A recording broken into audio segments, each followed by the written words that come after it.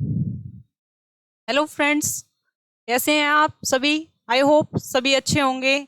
आज हम Haryana CET mains में कुछ एडिशनल सब्जेक्ट ऐड हुए हैं, उनके लिए आज हम कुछ टॉपिक करेंगे। डिजास्टर मैनेजमेंट जो एडिशनल सब्जेक्ट आया है आपका, उस चीज़ की हम पढ़ेंगे। सबसे पहले हम डिजास्टर मैनेजमेंट के लिए शुरुआत करते हैं बिना किसी देरी के साथ। डिजास्टर मैनेजमेंट की बात करें तो एक प्रकार की आपदा आपदा को क्या करना है, प्रबंध करना है। आपदा को प्रबंध करने से पहले हमें पता होना चाहिए डिजास्टर होता क्या है। डिजास्टर का मतलब पहले पढ़ने से पहले ये वर्ड आया कहाँ से है। डिजास्टर आया है फ्रेंच वर्ड से। Disaster French word dis plus aster से आया है। डिस का मतलब क्या होता है, बुरा, इविल। और डिजास्टर का मतलब क्या है, स्टार। स्टार तारा, मतलब हम बोल सकते हैं डिजास्टर का मतलब क्या हुआ, एक बुरा तारा। बुरा तारा। अगर बात करें इसके आपदा, आपदा हमने सुना होगा, बहुत सारी बुराइयां होती है। बुराइयां अगर हम बोलें तो इसको अलग अलग प्रकार से डिफाइन कर सकते हैं। कुछ नेचुरल होती है, प्राकृतिक होती है, कुछ मानव निर्मित होती है। दो प्रकार की हो सकती है आपदा। अपने आप आना, नेचुरली हो जाना किसी चीज का, कुछ मानव के द्वारा उस चीज को क्या करना, क्रिएट करना, जिससे क्या हो, कुछ नेचुरल चीजों को, कुछ मानव को जोखिम हो, उस पर प्रभाव हो, वो भी कौन सा, नेगेटिव इम्पैक्ट हो, वो क्या कहलाता है हमारे पास, डिजास्टर, आपदा कहलाता है। जिस पर समाज पर, पर्यावरण पर उसका क्या होता है, नेगेटिव इम्पैक्ट जाता है, बुरा। आपदा की बात करें तो एक प्रकार से प्रतिकूल स्थिति होती है, आपातकालीन, और जन समाज के लिए नियंत्रण से क्या होती है, बाहर होती है।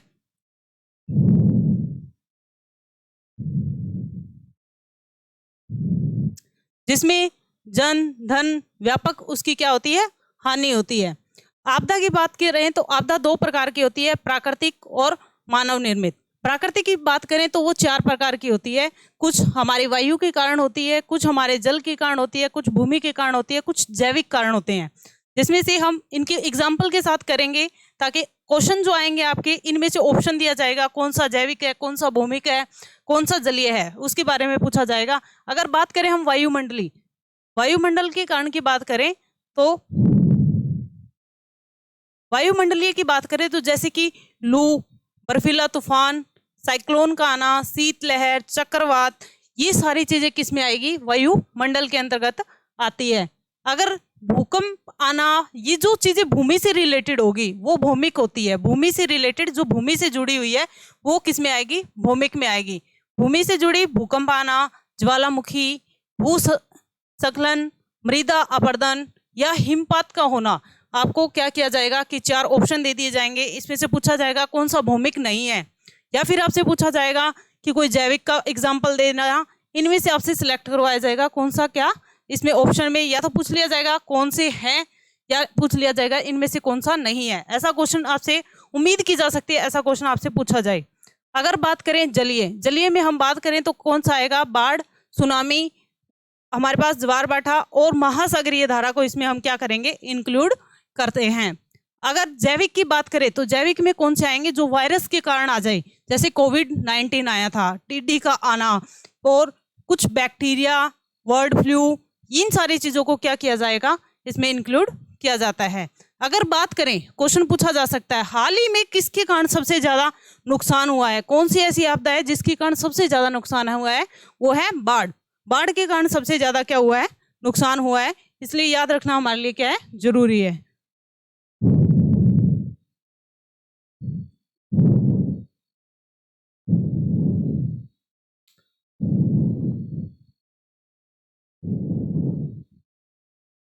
कुछ हमारे पास क्या होते हैं, मानव निर्मित, मतलब जो खुद मानव के द्वारा क्या लाई जाती है, आपदाएं लाई जाती है। आपदा एक प्रकार से क्या है, जिससे हमें क्या हो, मान, जन, धन, उस चीज का लॉस हो, वो क्या कहलाती है, आपदा। मानव निर्मित जो मानव के द्वारा की जाती है, जैसे आग लगना, ऐसा तो है नहीं कि आग ऑटोमेटिकली लग जाती है, आग लगाई जाती है, या तो किसी से बाई चांस लगती है, तो भी वो ह्यूमन बींग्स के कारण ही होती है। जैसे आग लगना, आतंकवाद, आतंकवाद होना, बम विस्फोट होना, दुर्घटना हो जाना, या फिर कुछ भी विस्थापित जनसंख्या, लगातार जो जनसंख्या बढ़ रही है, ये चीजें, जो गैस का रिसाव होना, रेडियो जो ध्वनि विकिरण होना, ये सारी चीजें किस में आएगी, ये हमारे सारे आएगी मानव निर्मित।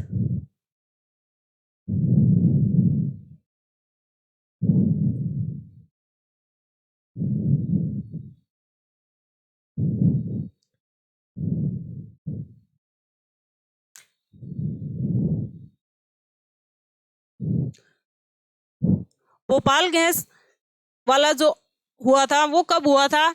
1984 में हुआ था। और भोपाल गैस के बारे में ये क्वेश्चन पूछा जा सकता है आपका, कब हुआ था? 1984 में हुआ था। मानव निर्मित आपदा थी, ये पूछा जा सकता है। जो भोपाल गैस त्रासदी हुई थी वो कब हुई थी, और ये कैसी आपदा है? मानव निर्मित है, नेचुरल है, इसलिए हम इसको बताएंगे ये क्या है, मानव निर्मित आपदा है।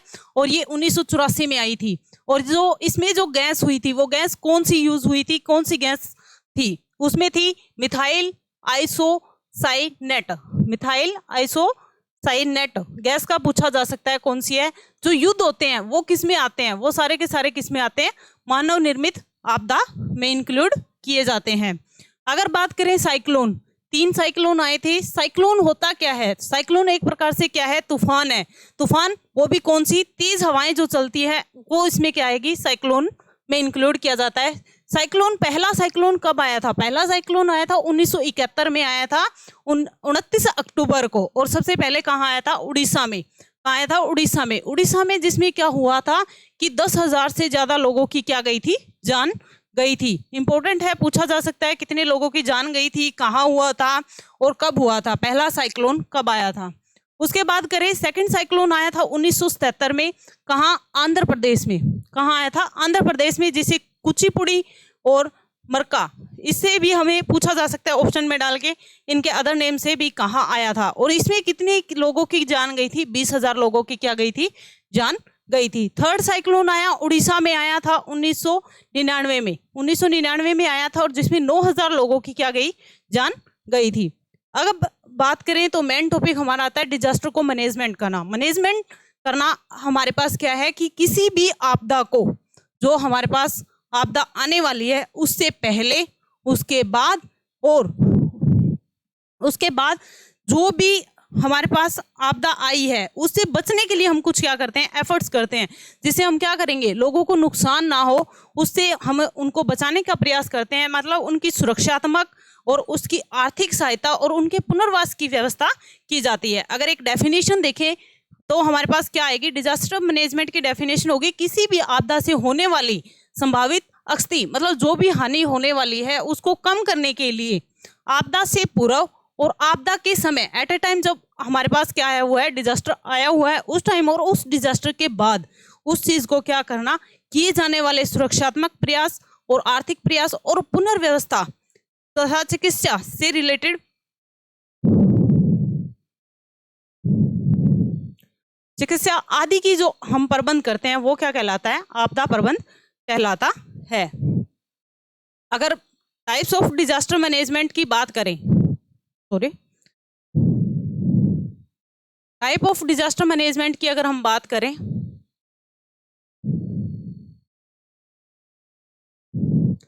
Type of disaster management, type of disaster management में कुछ हम डिजास्टर आने से पहले और कुछ डिजास्टर होने के बाद कुछ हम क्या करते हैं इसमें मैनेजमेंट की जाती है। डिजास्टर आने से पहले हम क्या करते हैं? लोगों को उस चीज के बारे में क्या करना? जागरूक करना, शिक्षित करना, उस चीज के बारे में उन्हें क्या बताना, उसके बारे में हम प्लानिंग करना, वो हमारे परी में आ जाते हैं। मतलब उसके रोकथाम से रिलेटेड, उसके समन से रिलेटेड। यहाँ मिटिगेशन की बात करें तो उसमें क्या होता है? किसी भी लोगों को आपदा से आने से पहले उन्हें क्या करना? उस चीज के बारे में जागरूक करना, शिक्षित करना, वो किस में आएगा? मिटिगेशन के अंतर्गत आएगा। और आने से पहले हम क्या करते हैं? तत्परता रहती है, तैयारी करने की पूरी क्या करते हैं? हम कोशिश करते हैं ताकि हम आपदा से होने वाले रिस्क को क्या कर सकें? कम कर सकें, लोगों की जान को हम क्या कर सकें? बचा सकें। ये किस में आएगी? बिफोर। ये सारे बिफोर में इंक्लूड किया जाएगा। आफ्टर क्या किया जाता है? अगर हमारे पास डिजास्टर आ भी गया, डिजास्टर आने के बाद सरकार क्या करती है? उसमें क्या किया जाता है? लोगों को रिलीफ, राहत दिलाया जाता है और डिजास्टर के प्रति जो भी है सरकार रिस्पॉन्स देती है कि कैसे रिकवरी की जा सकती है उनकी, और उनका पुनर्वास कैसे किया जा सकता है। मतलब लोगों के जो घरों की टूट फूट हो जाती है या फिर लोगों को रहने के लिए कोई व्यवस्था नहीं रहती, वहां पर उनको रिपेयर करवा के दी जाती है। मेंटेनेंस का और ईटीसी जो सारे खर्चे होते हैं वो इसमें क्या किए जाएंगे? इंक्लूड किए जाते हैं।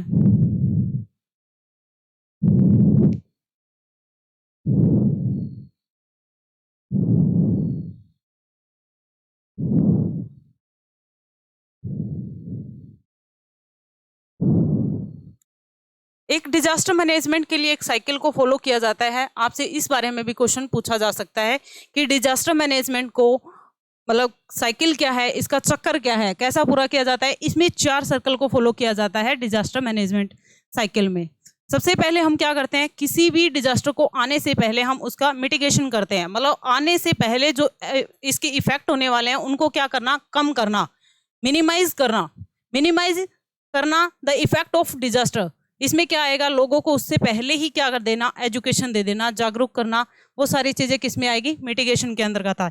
उससे पहले हम क्या करते हैं, प्रिपेयर करते हैं, कुछ तैयारी करते हैं जिसको हम प्लानिंग का नाम देते हैं कि हाउ टू रिस्पोंड, अगर ऐसा कुछ हुआ तो हम कैसे उस टाइम रिएक्ट करेंगे, क्या हमारी उसमें पहले प्लानिंग की जाती है। उसके बाद रिस्पॉन्स होता है, जो भी हजार्ड्स हुए हैं, जो भी नुकसान हुआ है, वो क्रिएटेड हुआ है डिजास्टर से, उसको कैसे हम कम कर सकते हैं। जैसे कि कोई सर्च करना, रिसर्च की जाती है, कोई इमरजेंसी टाइम में क्या देना, रिलीफ देना, इसमें क्या किया जाएगा, इंक्लूड करते हैं।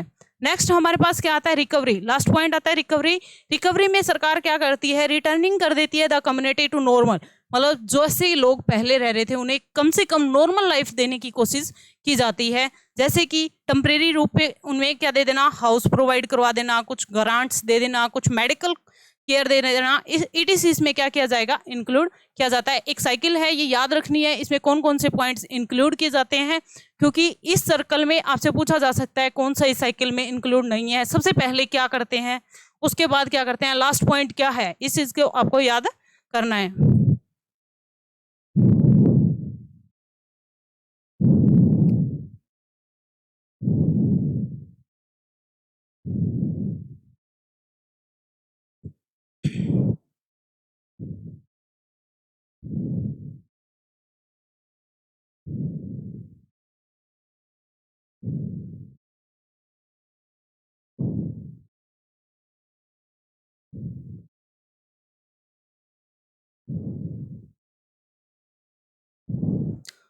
उसके बाद कुछ इंटरनेशनल स्ट्रेटजीज दी गई हैं जो डिजास्टर मैनेजमेंट से रिलेटेड है। कुछ स्ट्रेटजी बनाई गई थी, सरकार की नीतियां थी, वो भी कौन सी, इंटरनेशनल लेवल पर, जो इंपॉर्टेंट है आप लोगों के लिए बहुत ज़्यादा, कब आई, कितने साल तक चली, बहुत ज़्यादा इंपॉर्टेंट है। और इनकी फुल फॉर्म क्या है, कौन सा सेकंड लेवल है, कौन सा फर्स्ट लेवल है, ये आप लोगों के लिए बहुत ज़्यादा जरूरी है। सबसे पहले हम बात करें आपदा जो प्रबंध है उसके लिए एवं संयुक्त राष्ट्र संघ की बात करें, जो ये स्ट्रेटेजी बनाई गई थी वो UNO के द्वारा बनाई गई थी। किसके द्वारा, UNO, संयुक्त राष्ट्र संघ के द्वारा बनाई गई थी। सबसे पहले आई 1990 में, जिसका नाम क्या था, IDNER नाम था, जो कितने साल तक चली थी, इसमें 1900 डिकेड की बात की गई थी, इसमें 10 सालों के लिए बनाई गई थी, जिसमें 1990 से लेकर 2000 तक चली थी। IDNER की फुल फॉर्म क्या है, international decade for the natural disaster and reduction की बात इसमें की गई थी। और किसके द्वारा बनाई गई थी, UNO के द्वारा। सेकेंडली कब आई थी, 1994 में।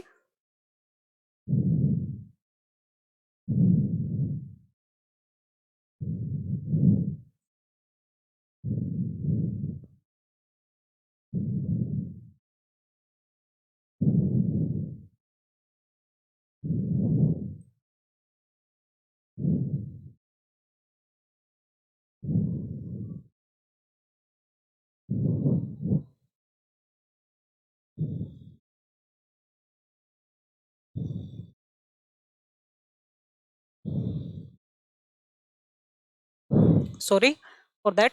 सेकेंडली आई थी योकोहामा। योकोहामा कब आई थी हमारे पास, 1994 में। कब आई थी, 1994 को आई थी। और फिर आई थी ह्यूगो 2005 में। और करंट में जो चल रही है, अभी पूछा जा सकता है कि करंट में कौन सी चल रही है, हमारे पास सेंडाई चल रही है, जो 2015 से लेकर अप टू अभी भी करंट में है 2030 तक। ये पूछा जा सकता है कि लास्ट में जो आई हमारे पास international strategy for disaster management, वो कौन सी है और कब तक चलेगी, 2015 से लेकर 2030 तक। ये याद रखना आप लोगों के लिए जरूरी है। किसके द्वारा बनाई गई थी, UNO के द्वारा। UNO के द्वारा जो हमारे पास IDNER क्यों लाई गई थी, माइंड में क्वेश्चन आता है कि वाई, क्यों किया गया था ऐसा, इसका करने का रीजन क्या था। इसमें क्या था कि 1990 के जो दशक है, आते आते आपदाओं से प्रभावित लोगों की संख्या क्या हो गई थी, वृद्धि हो गई थी। मतलब लगातार ऐसी नेचुरली या फिर मानव निर्मित ऐसे ऐसे बहुत सारे डिजास्टर आ रहे थे जिससे लोगों को क्या हो रही थी, डिजास्टर से हानि हो रही थी, उन लोगों की संख्या क्या हो रही थी, लगातार बढ़ रही थी। और जो नेचुरल डिजास्टर है या जो आपदाएं हैं वो लगातार क्या हो रही थी, संख्या में वृद्धि हो रही थी, उनकी बारंबारता जो है लगातार क्या हो रही थी, बढ़ रही थी।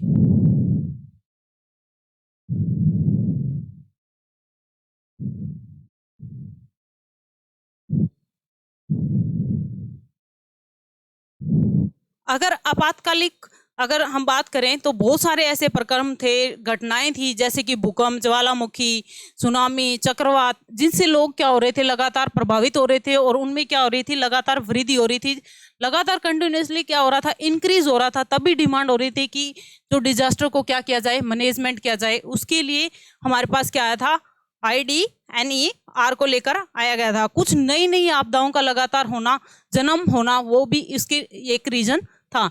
सबसे मोस्ट इंपोर्टेंट की बात पूछी जाए तो आपदा के न्यूनीकरण हेतु प्रथम अंतरराष्ट्रीय प्रयास कब हुआ था, इंटरनेशनल लेवल पर फर्स्ट एफर्ट कब किया गया था, 1990 में किया गया था। ये इंपॉर्टेंट है, आप लोगों के लिए पूछा जा सकता है कि सबसे पहले मतलब जो आपदा आ रही है उसको कम करने के लिए इंटरनेशनल लेवल पर एफर्ट्स कब किया गया था। वो 1990 में किया गया था।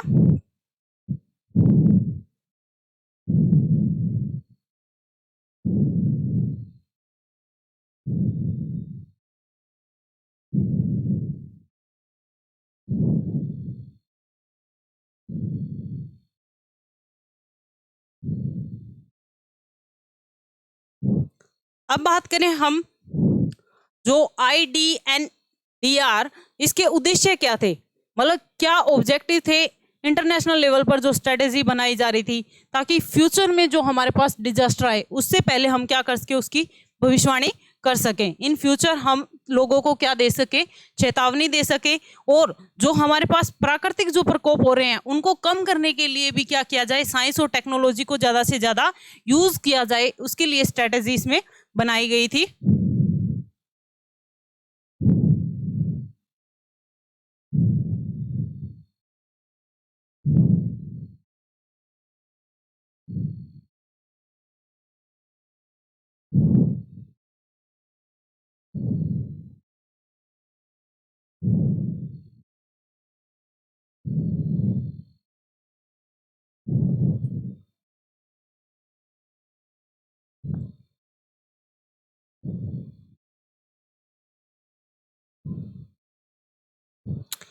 कुछ प्राकृतिक जो प्रकोप हो रहे थे, जो आपदाएं आ रही थी, उनको उनका मूल्यांकन करना, उनकी हमें क्या करना, आंकलन करना, उनका मेजरमेंट करना, उनके लिए फोरकास्टिंग करना भविष्य के लिए कि निरोध और उनको क्या किया जा सके, न्यूनीकरण किया जा सके, मतलब उनको कम किया जा सके और विभिन्न देशों तक क्या पहुंचाए जा सके कि हम किस प्रकार हमारी आपदा को क्या कर रहे हैं, कम कर रहे हैं।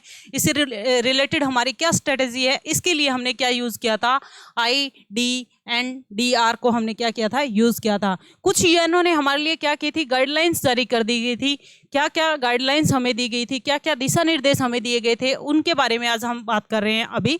जिसमें क्या किया गया था, आपदा को निवारण करना, आपदा के लिए कुछ प्लानिंग करना और आपदा निरोध के लिए जो राष्ट्रीय आपदा प्रबंध योजना, मतलब हमारे नेशनल लेवल पर हमने क्या बनाना था कि डिजास्टर मैनेजमेंट को क्या करना, फॉलो करना।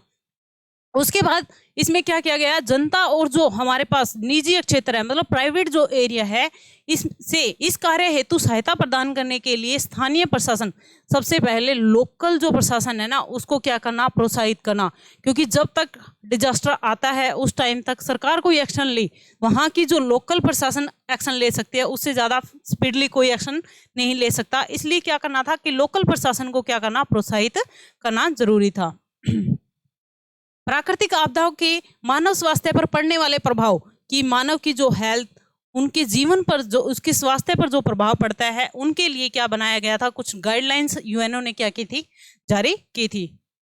प्रत्येक देश अपने स्तर पर तैयारी की गई आपदा प्रबंधन नीतियों के विकास में संयुक्त राष्ट्र संघ के जो सेक्रेटरी है उस जर्नल को क्या करेगा, सबसे पहले क्या करेगा, सूचित करेगा। इस चीज के बारे में कुछ गाइडलाइन जारी की गई थी।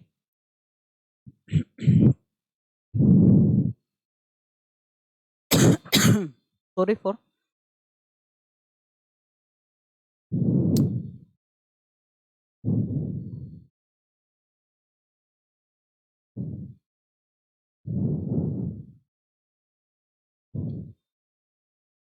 अब बात करें योकोहामा, योकोहामा रणनीति की बात करें तो सेकंड थी, जो कब आई थी, 1994 में आई थी, मई 1994 में आई थी। सबसे पहले कहाँ आई थी, जापान में।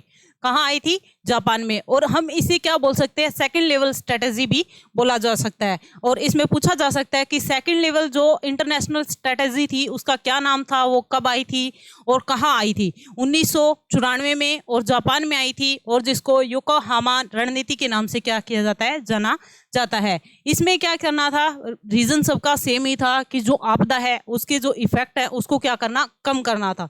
बट ये अलग अलग लेवल पर थी, इसमें कुछ उद्देश्य शामिल किए गए थे अलग अलग, जिसमें देखो यूएनओ के द्वारा क्या किया गया था, इसको आपदा न्यूनीकरण के लिए, कम करने के लिए इसको आयोजित किया गया था। और इसको क्या नाम दिया गया, दूसरा सम्मेलन नाम दिया गया था, जिसमें नेचुरल जो डिजास्टर, प्राकृतिक जो आपदाएं हो रही हैं उसके लिए क्या बनाना, स्ट्रेटेजी बनाना, रणनीति बनाना इसमें शामिल किया गया था।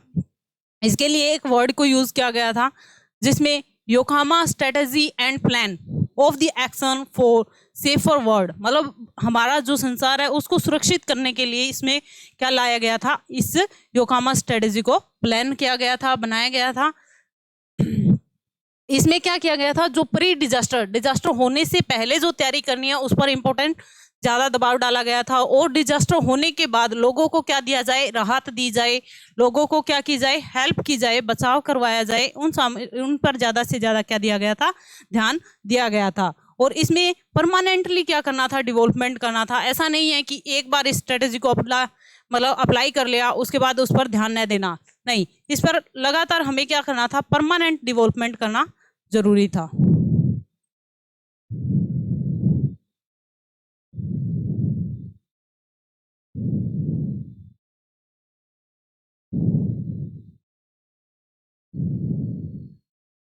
नेक्स्ट देखो, हमारे पास हमने पढ़ा कि सेकंड लेवल जो स्ट्रेटेजी थी हमारे पास,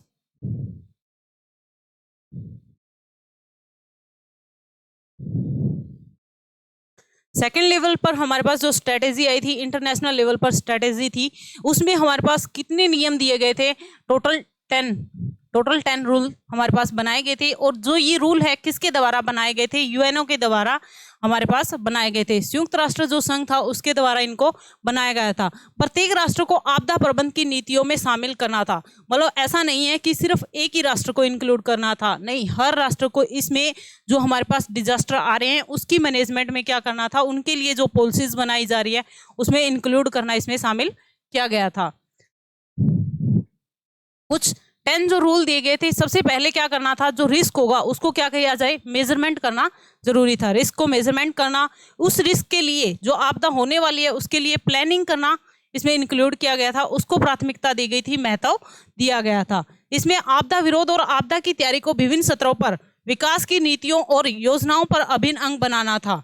जरूरी था इसके लिए कि जो हम प्लानिंग कर रहे हैं उसको क्या किया जाए, जो नीतियां बनाए हैं हमने, जो स्ट्रेटेजी बनाई है, जो योजनाएं बनाई है, उनको हम क्या करें, डेवलपमेंट करें। और वो भी किस लेवल पर, हर लेवल पर। ऐसा नहीं है कि एक ही लेवल पर उसे अप्लाई कर दें, हर लेवल पर उसे अप्लाई करना हमारे लिए क्या था, जरूरी था। आपदाओं के निरोध न्यूनीकरण तथा मतलब कम करने के लिए और उसका निपटारा करने के लिए, निवारण करने के लिए इसमें क्या होनी चाहिए, क्षमता होना को विकसित किया गया था।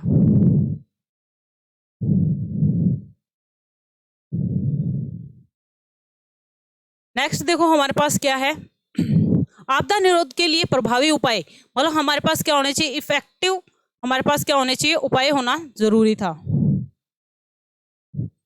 प्रभावी उपाय होना जरूरी था। इसमें क्या है, जो आपदा डिजास्टर आने के कारण जो प्रकोप हो रहा है उसके प्रभाव को, उसके इफेक्ट को क्या करना, कम करना, बचाना, उससे लोगों को कम करने के उपाय बनाए गए थे। सबसे ज्यादा इंपॉर्टेंट है, आपसे पूछा जा सकता है कि पर्यावरण संरक्षण एवं सतत विकास की व्यवस्था करना कौन सी स्ट्रेटेजी में था। लगातार मतलब पर्यावरण को क्या दिलाना, सुरक्षा दिलाना, और कंटिन्यूअस जो डेवलपमेंट करना किस अवस्था के अंतर्गत आता है, वो second level international strategy Yokohama के अंतर्गत आता है, जो 1994 में जापान में हुई थी। इसमें क्या था कि आवश्यक जो प्रौद्योगिकी है, हमारे पास जो टेक्निक्स है उनको भी क्या करना है, इंक्लूड करना है। लोगों को एडवांस में ही कोई डिजास्टर आने से पहले ऐसा हो, हमारे पास ऐसे टेक्नोलॉजी हो कि हम लोगों को पहले ही क्या दे दे, चेतावनी दे दे। ऐसे प्रावधान, ऐसे तंत्र को क्या करना था, लागू करना था।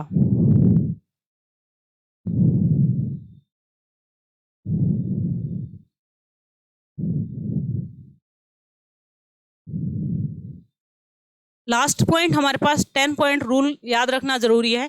प्राकृतिक आपदाओं से अपने लोगों, ढांचागत संरचनाओं और अन्य राष्ट्रीय संपत्तियों तथा पूंजी की रक्षा करना प्रत्येक देश का प्रथम जिम्मेदारी होती है, क्योंकि जो हमारे पास नेचुरल डिजास्टर आते हैं या डिजास्टर जो भी आता है उसके कारण बहुत ज़्यादा धन मन लोगों की मतलब बहुत सारे मतलब जन धन की सबसे ज़्यादा नुकसानी होती है। इसलिए लोग सबसे ज़्यादा इंपॉर्टेंट होते हैं। सबसे पहले तो हमें लोगों की जान हमें क्या करनी चाहिए, बचानी चाहिए। हमारे पास जो संगठनात्मक ढांचा है, संरचनाएं हैं, उनको भी हमें बचाना चाहिए। जो एसेट्स का लॉस होगा उनको कम करना, कैपिटल का कम से कम मतलब लॉस हो, बचाने की कोशिश करना सबसे पहले हमारी क्या बनती है, जिम्मेदारी बनती है।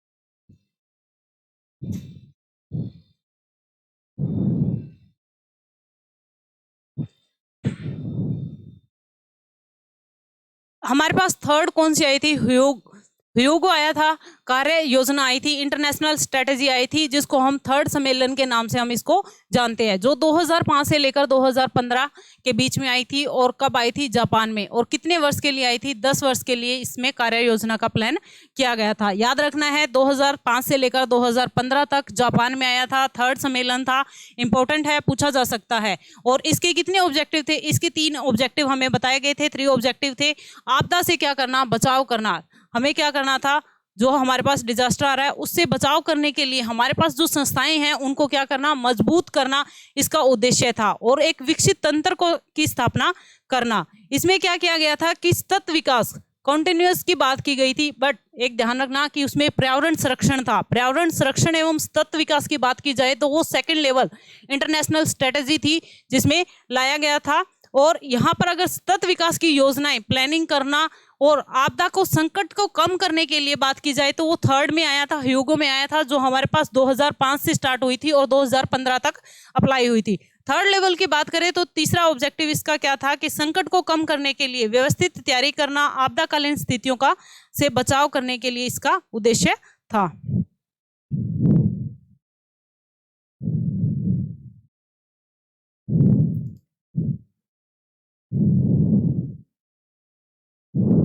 फोर्थ लेवल की जो हमारे पास सेंडाई फ्रेमवर्क चल रहा है, जो अभी करंट में चल रहा है, 2015 से लेकर 2030 तक जो अपडेट रहेगी लगातार, जो जापान से इंटरनेशनल स्ट्रेटेजी हमारी बनी थी, जो अभी करंट में हमारे पास क्या हो रही है, अप्लाई हो रही है, जो मोस्ट इंपोर्टेंट है। अभी इसके कुछ ऑब्जेक्टिव है जो हम नेक्स्ट क्लास में करेंगे, जो हमारे क्वेश्चन इंपोर्टेंट हमारे exam of point of view से फोर्थ करेंगे, जो हमारे लिए कितने वर्ष के लिए बनी थी, 15 वर्ष के लिए बनी थी और स्वैच्छिक थी और गैर वाद्यकारी था, जिसमें किसी को वाद्य नहीं किया जा सकता। ये हम नेक्स्ट क्लास में करेंगे। Thank you.